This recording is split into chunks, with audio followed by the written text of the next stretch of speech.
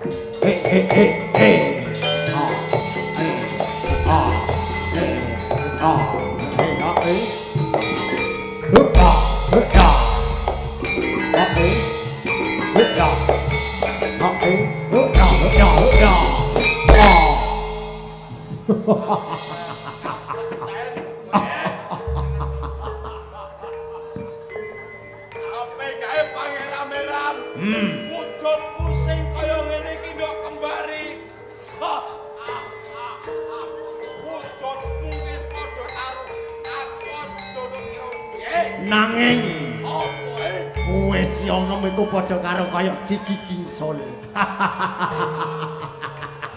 Beda karo aku. Yo. En pancen ku gedhe. Piye? Dawa. Kira aku wedi. Bukteno ing papan kene ayo. Yen pancen kesatria ayo. Maju kowe. Ayo ngono sedok karep. Nyak. Mati kowe. Ais, tok, baik, tok. Aduh. Mati pur. Aduh. Aduh.